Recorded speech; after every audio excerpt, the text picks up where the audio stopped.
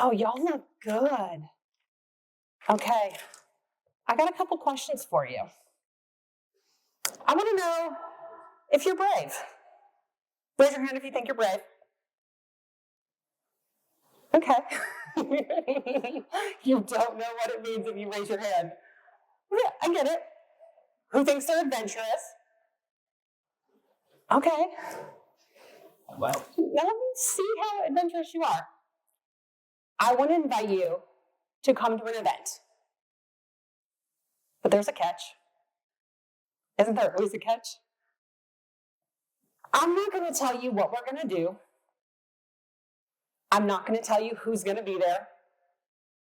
And I'm not going to tell you where we're going. Who wants to go? Okay.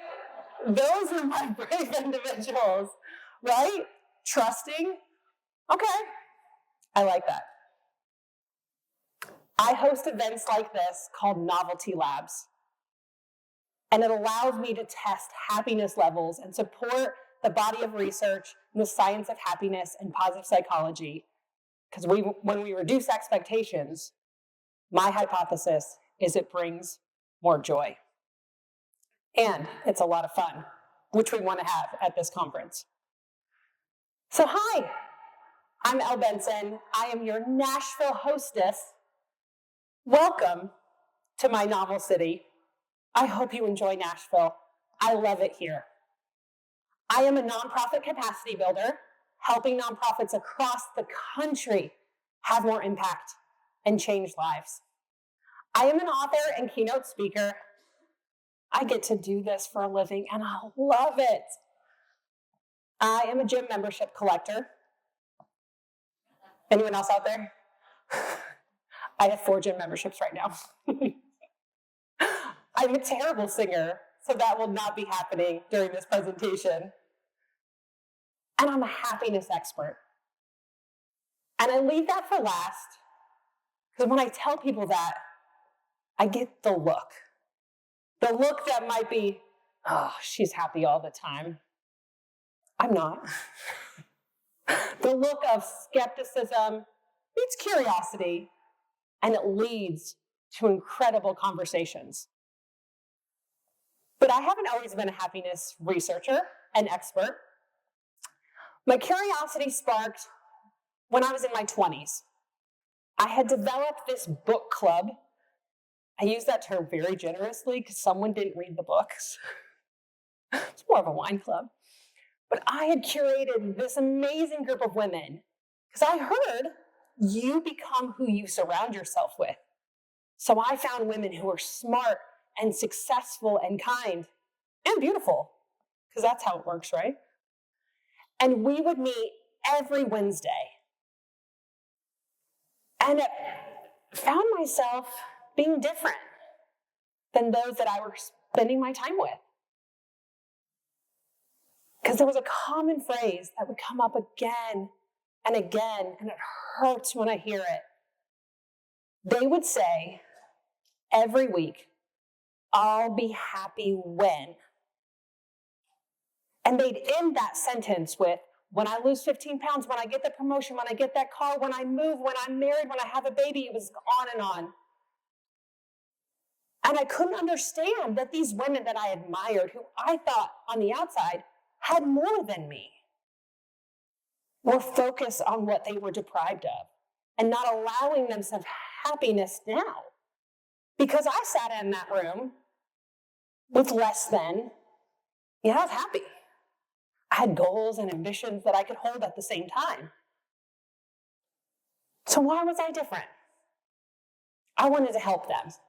So I earned an MBA and a certification in the science of happiness, and I've been obsessed with collecting the research on the science of happiness so that I can share this knowledge with others. What are some of the benefits of happiness? I'll take any of those any single day. More creativity, better immune system, better sleep, more productivity. Heck, happiness is good for business. I want employees who have all of these things. It's important. But my favorite thing about happiness is that it's contagious. So when I work on my happiness, and I do it, those in my home become happier, those I work with become happier, and those in my community become happier. So I fangirl positive psychology research, Dr. Sonia Librunierski out of the University of California, Redwood, because she helped quantify our happiness. She coined this equation, and I never thought a math equation could change my life. But happiness equals reality minus expectations. I think about this every single day. Because I'll try and change reality. That's where I focus, and that's where many of us focus. But really what we should do is reduce expectations. And people are quite shocked when I say that. They're like, Elle, this positive, ambitious leader who's telling us to reduce expectations? I am.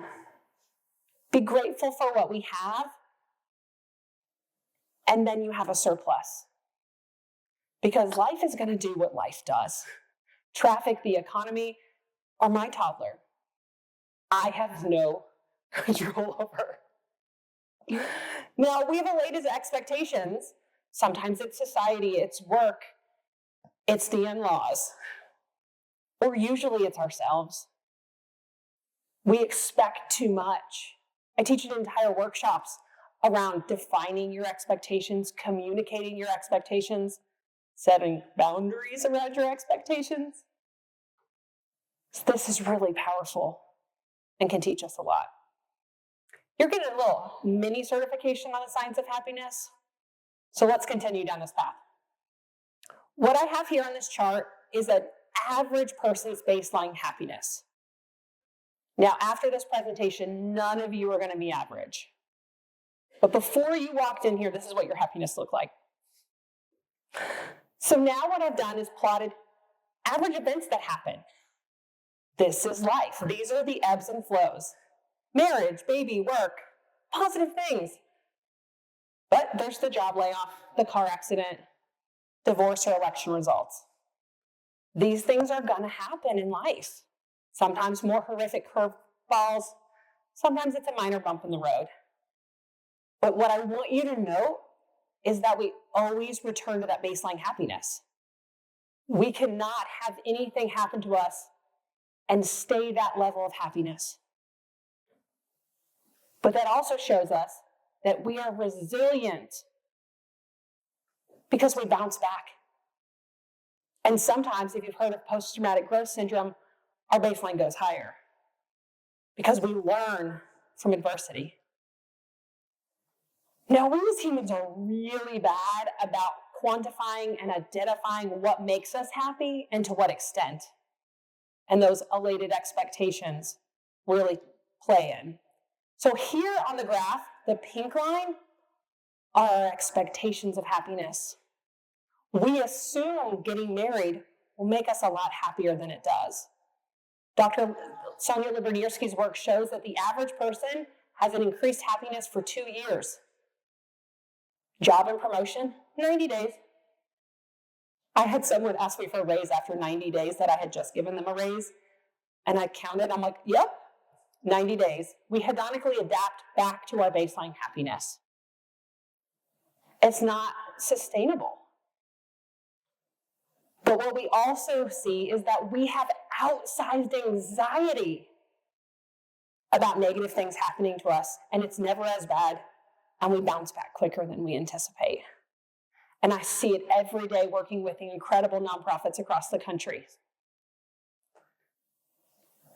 So going on with our certification on the science of happiness, I want to talk about your parents.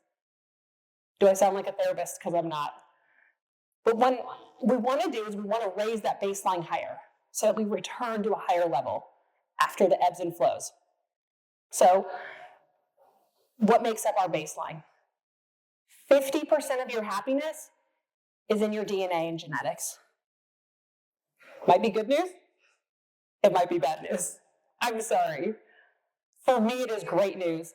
My mom is the happiest person on the planet. Someone should study her. We mock her when we hand her a bowl of ice cream. We know she's going to say, "This is the best bowl of ice cream ever." Everyone wants to be around her. Her energy is contagious, and I have it. Thanks, Mom. But in my book club, when we focused on what we lacked, everything they ended that sentence with were circumstances. So even if they strived and put all of their happiness into their circumstance, that is only 10%. It's not worth it. Now, where I want you to focus and what we'll do today is on your thoughts, actions, and behaviors. You have the ability to change your happiness by 40% by being intentional about what you think, what you do, and what routines that you make around those actions. Okay, so what if I told you there's an intervention that you could do, $0, less than 2 minutes a day, and is the easiest way to happiness? Does it sound like an infomercial yet? Because it sounds too good to be true. It's gratitude. The most scientifically studied intervention to boost happiness is being grateful, being appreciative for what we have. Now, our brains are kind of silly. They were designed to seek out the negative, what could cause us harm. So 80% of our thoughts are negative. That's the software we were installed with. But you can change it. You can change the neuroplasticity to seek out the good. And it's easy. With a gratitude practice, write down 3 things you're grateful for every day. I see paper and pen on the side of the room. You can do it. You can write it on your phone. You can have a text group, an accountability partner where every day you share what you're grateful for. I've done jars, I've done artwork. Right now I'm doing a photo gratitude practice where every day I try and take a photo of something I'm grateful for. And then when I'm in a funk, I look through my photo album and I'm filled with joy. It allows us to lower expectations, be grateful for what we have. It is the easiest way to happiness. But there are different levels of happiness.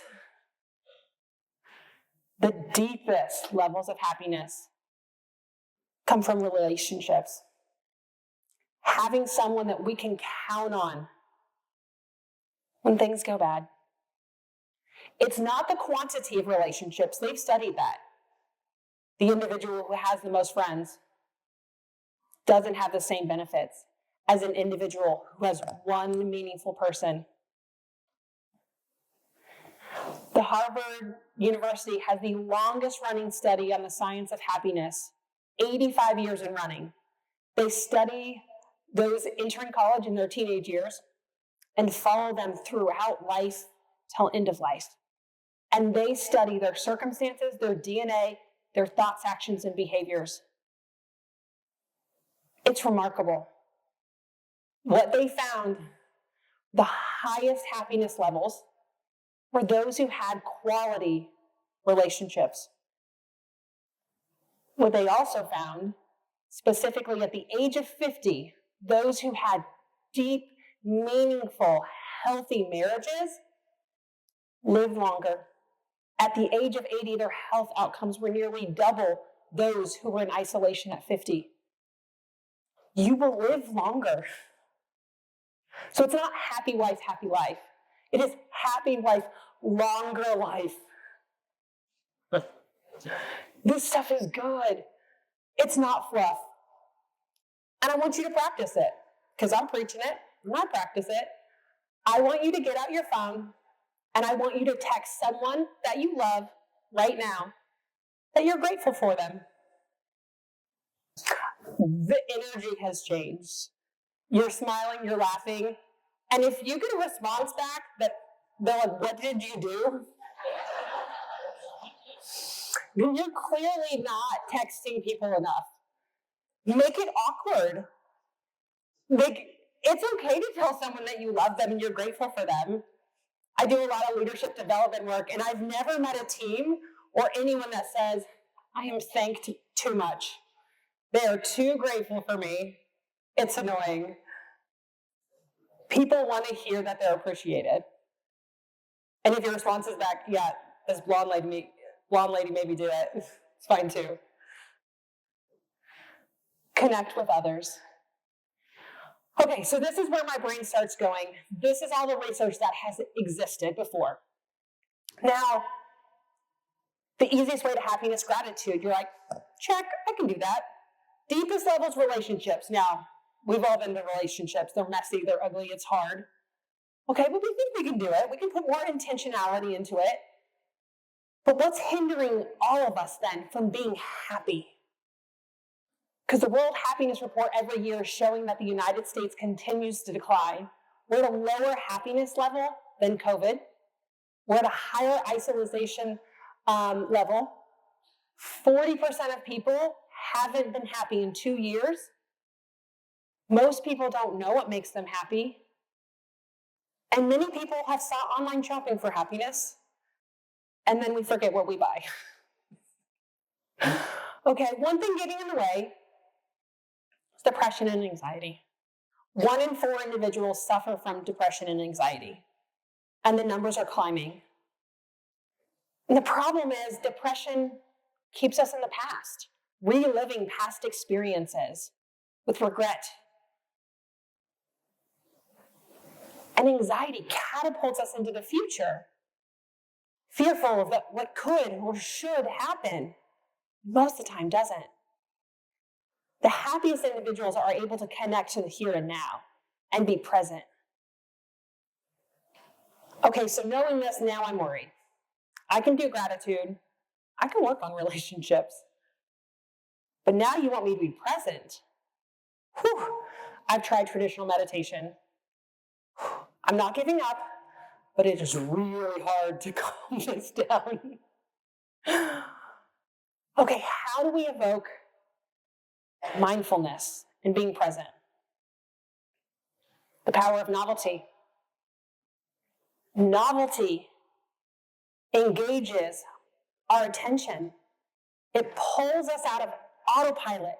It rewires us to be attuned to the sensations, sounds, emotions that's happening right now. It alerts our brain like, whoa, this is new. Pay attention. And heck, novelty's fun. Okay, I can do novelty. I put on my research hat and thought, what would happen and how can we see if novelty is a shortcut to happiness? What if novelty is a magnifier to happiness when combined with gratitude and relationships?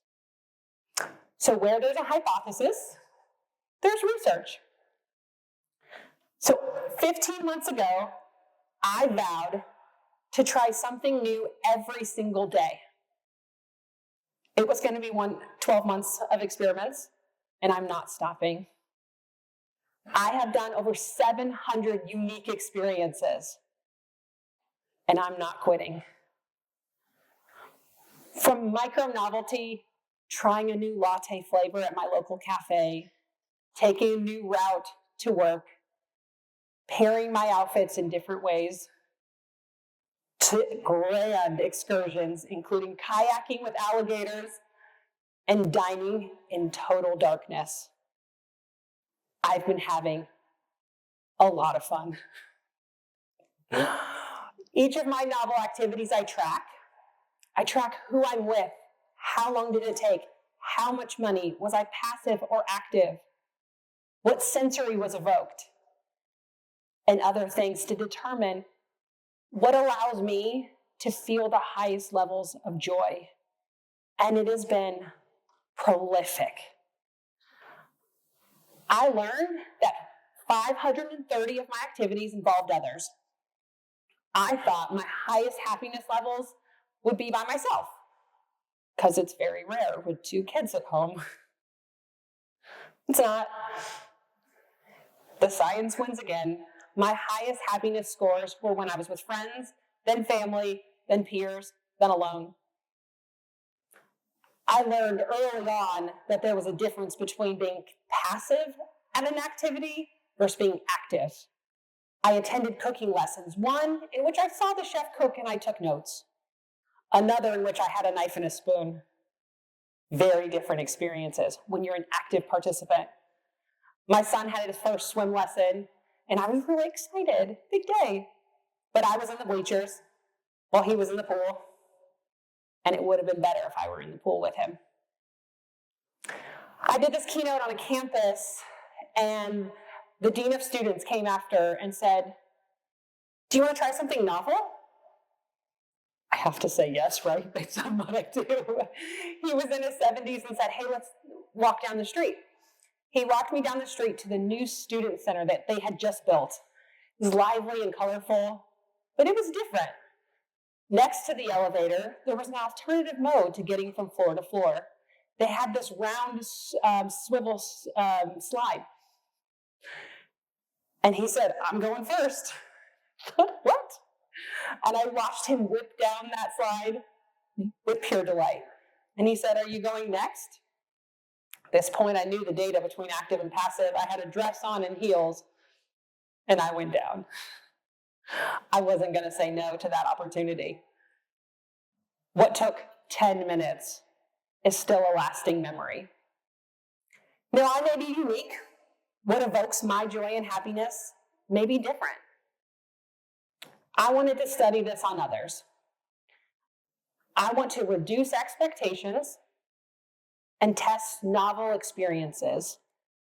So happiness labs were born. My research will conclude on June 1st.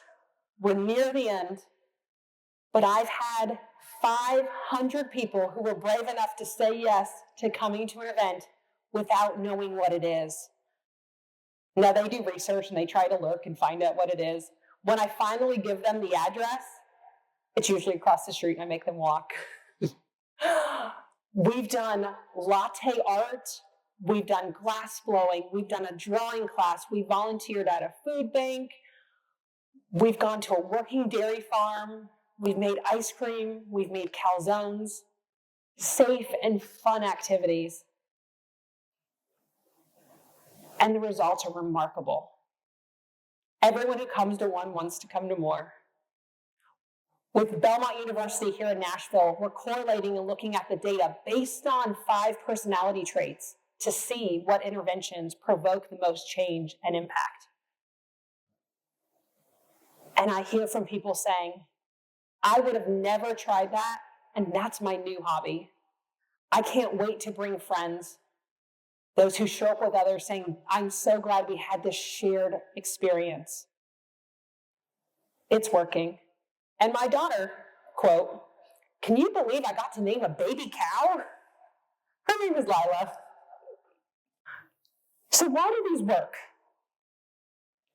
Why do trying things when we don't know what they are, why does that bring us happiness?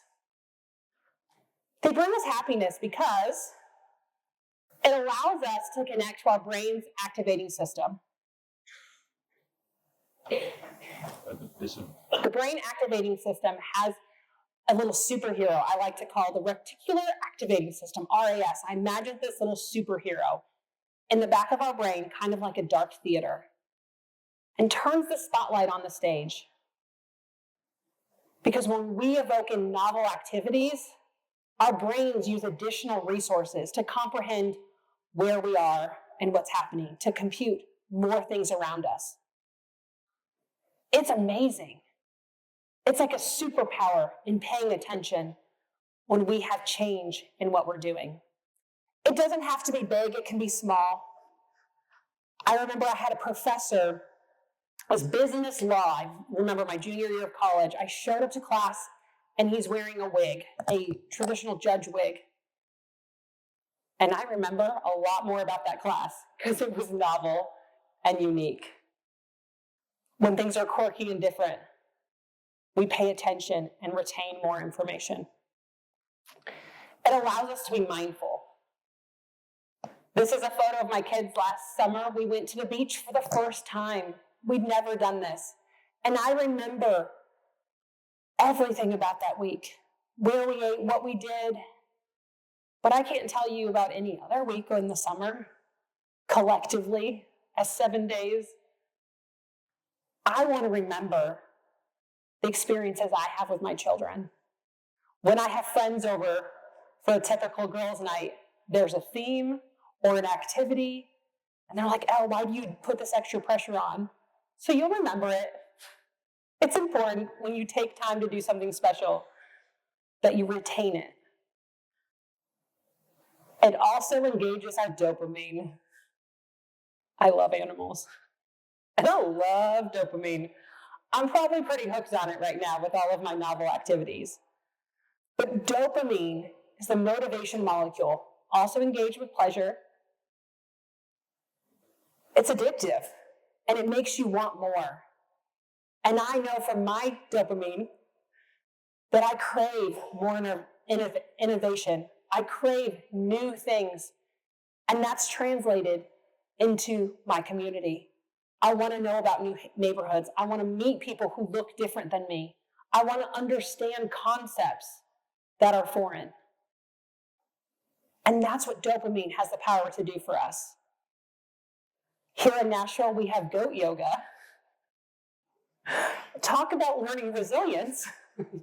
When you have a goat jumping on and off your back, it teaches us to adapt to change. And I had the bruises to prove it. It's wonderful.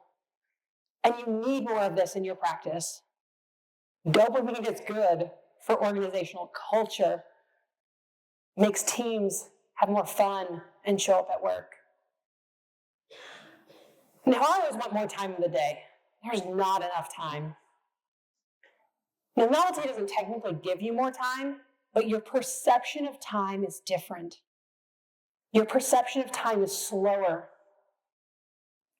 As we age and as adults, we have fewer first-time experiences. We're more habitual in our routine. And yet our brain consolidates similar events into one bucket. If you have a typical schedule Monday through Friday, what you do at home, that all gets consolidated in one little folder and tucked in the back. You add novelty to it, and you remember it, and the perception of time is a gift. It goes into longer-term memory when we evoke more sensations. When I have someone show up at Novelty Labs who's very anxious and nervous, like, you're welcome. You're going to remember this more. When you have an emotional connection with an experience, it goes into long-term memory. You're welcome for being terrified. This is a photo of my daughter at Girl Scout camp last year. It was so much fun being a Girl Scout. And I felt like that 12 hours was 2 weeks. I can remember every little detail, yet I don't remember what I ate for breakfast or what I did yesterday. When something's special, it's unique. I also, before I had kids, had a lot more time. Anyone else? In my early 20s, my husband and I played on this co-ed softball team. I don't know why. We played on this co-ed softball team, and we were in the outfield.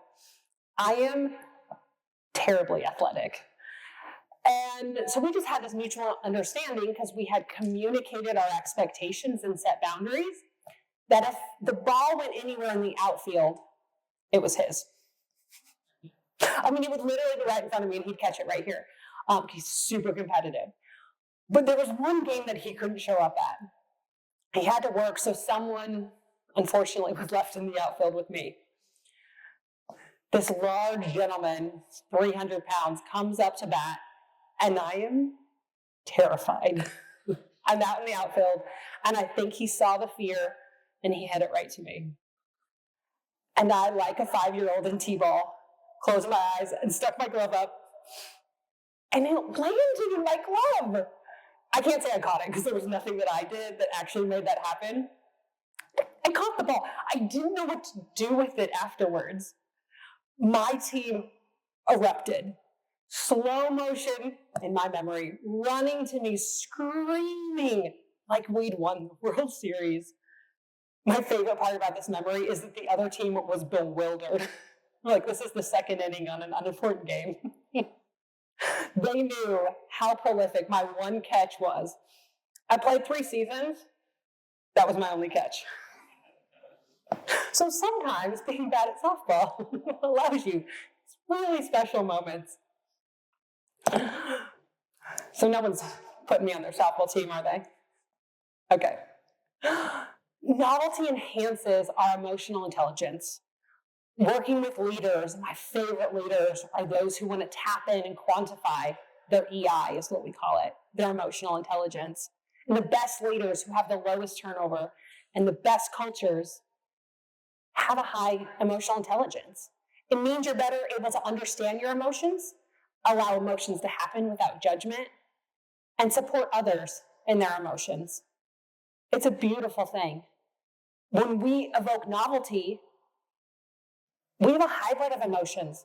Those who come to my novelty lab are scared and excited at the same time. It allows us to process these emotions in a safe space. There's no bewilderbeast coming at us. It's safe. Now, I've seen this firsthand with my daughter. She's the one in yellow who got to name the baby cow Lila. She's always been highly anxious and nervous, a very cautious child. She lacked the confidence that her peers had. She's very different than me. She would not get on stage and speak. And so I told her when I started this novelty experience that I was going to do something novel every day. And I got the eye roll of all eye rolls. You're doing what? That's ridiculous. Her eyes said it all. I said, okay, I'll tell you about it. I'd tell her when she'd come home from school about what I'd done each day. She didn't seem to care at first. She thought it was ludicrous. And then she saw how much joy I had every day by trying something new.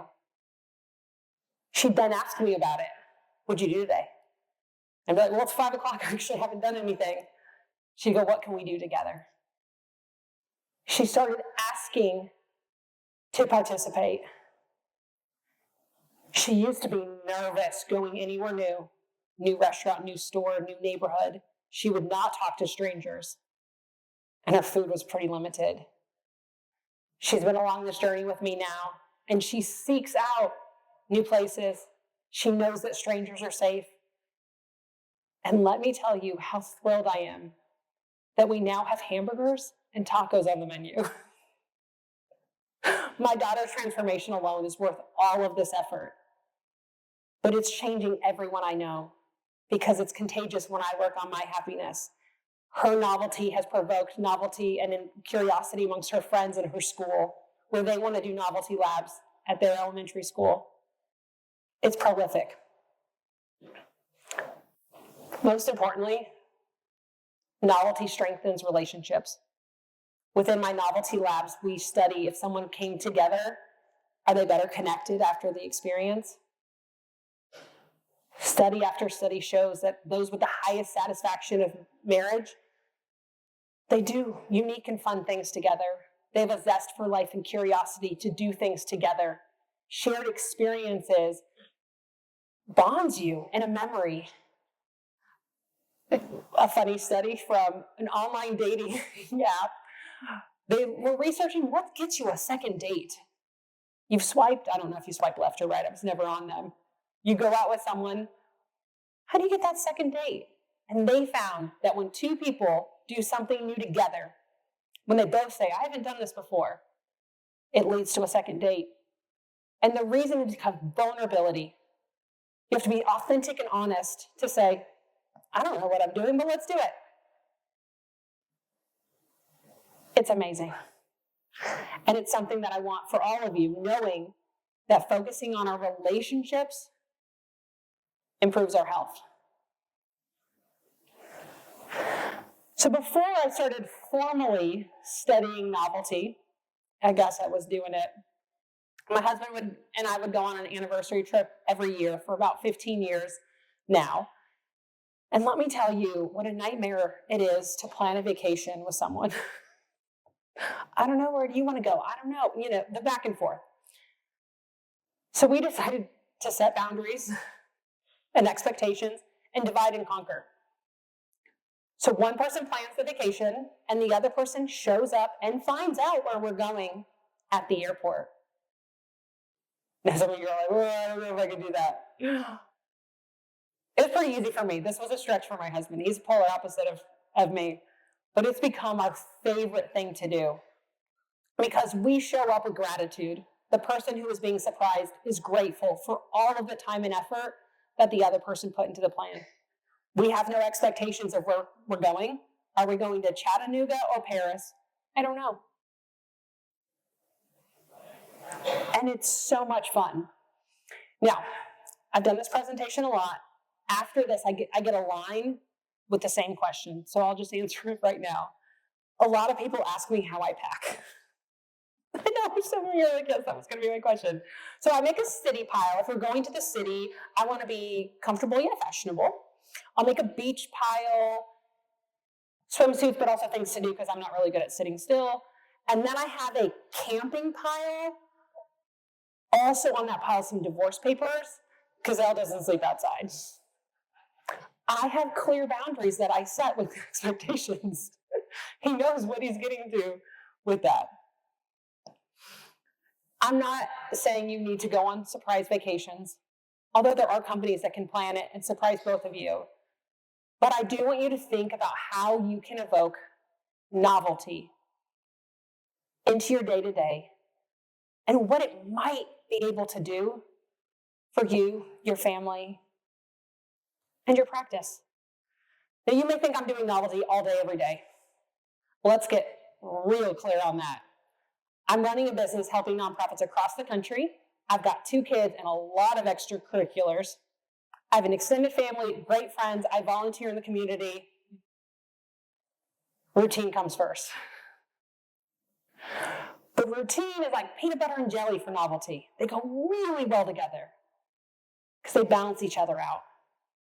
Routine allows the psychological safety to come back to something that's warm and comforting. It reduces our stress to be on autopilot and gives us the mental space and mental efficiency. Mark Zuckerberg, Steve Jobs, President Barack Obama, they have 3 outfits they rotate. Make that their routine so that they can innovate and choose novelty in something more meaningful. I have a workout playlist that I haven't changed in 10 years, and I'm not going to. Keep your routines. I support that.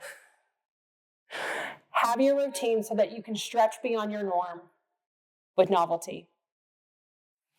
Now, how do I incorporate novelty every day? I think months in advance for holidays or spring break or summer break. How can I do something that's big?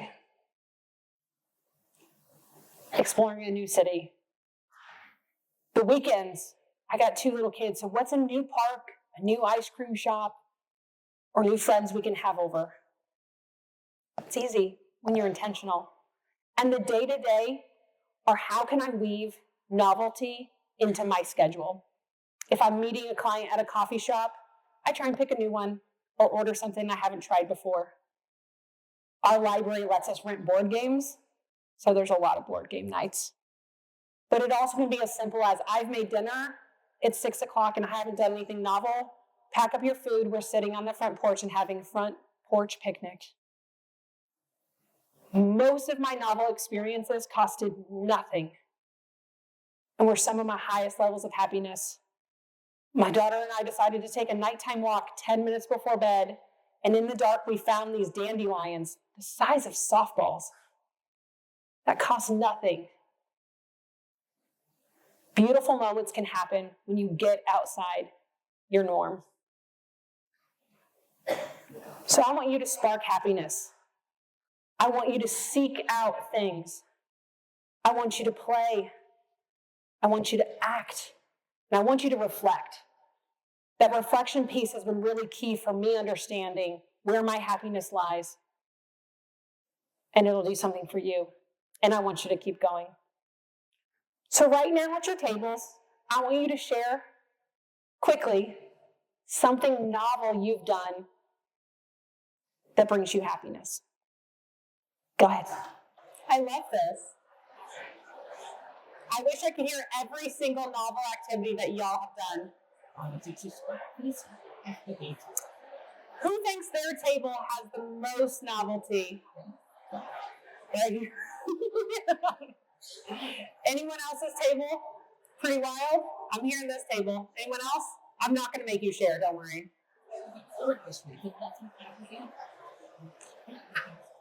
I hope everyone can think of at least one novel experience that changed your life. Novelty has the power to unleash so much. I don't know when I'll stop this journey. I don't know that I ever will. I'm pretty in the thick of it, and it's been remarkable. I have some new experiences that I've learned really engage with me, and then I have some misses. I signed up for a drawing class. I like creative things, but I'm not an artist. I signed up months in advance to hold myself accountable, because if I plan to do something tomorrow, it's not going to happen. There's too many things on my to-do list. So I'd signed up months in advance, calendar creeped up on me, and I thought, oh, tomorrow I'm going to this drawing class. I went to this drawing class. The other people in the room were professional artists. Okay, I draw stick figures for my daughter. Okay, but I'm here, like this is all data, everything's a case study. The teacher's telling us about our materials and things. And then something strange happened. A woman came out in a robe, stood in the middle of the room, and was soon naked.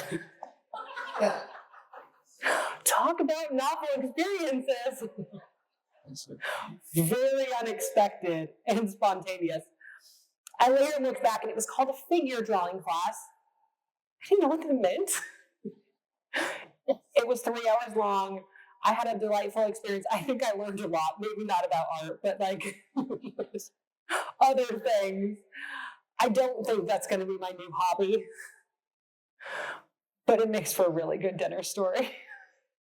I tell my daughter and she's like, hold on here. One more time, is that what happened? And that's what life's about, putting yourself in situations that you were uncomfortable in. I was real uncomfortable, although I don't know that I was the one who should have been uncomfortable. That was her job. She loved it. It's in the name of art, and it was something beautiful, and I'm glad I got to experience that. I don't think I would have signed up for that had I known. But novelty has the power to transform our brain, to change how we think. I know through this experiment that I am more connected than others, than ever. More connected than ever. I'm more connected to myself. Whew, that's hard. I'm more connected to my family, my friends. I'm more connected to my community. And I've opened my mind to what's possible.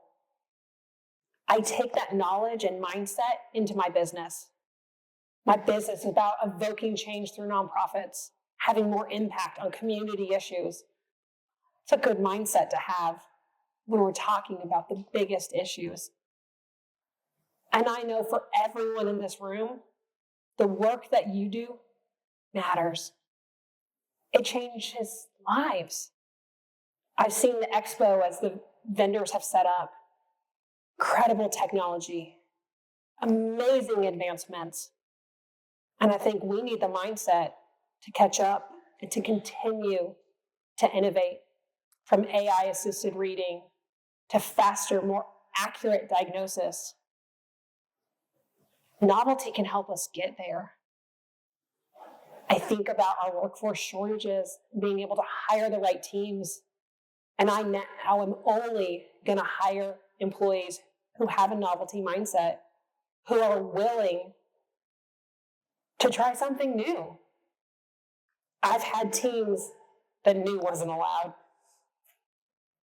I want teams that adapt, that challenge the status quo, and that want to have a bigger impact in this life. Those are who I'm interested in working with. And I know you are here. You're here to learn. Can you, throughout this conference, practice gratitude? Show up with a gratitude mindset. Because I'm grateful that we are all here in this beautiful ballroom wanting to be better. Can we focus on relationships? I challenge you to sit with new people. Sit next to someone you don't know every time you pop into a room. Nashville's known for our hot chicken. If you haven't tried it, there's a spice level. Know your limits.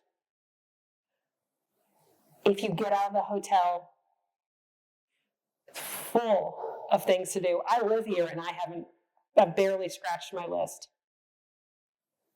So what can you do to make change? Because radiology is all about seeing what is invisible, believing that something's possible, and making change. I'm honored and grateful to be with you here today and to help kick off this conference. So thank you so much and hope to see you soon.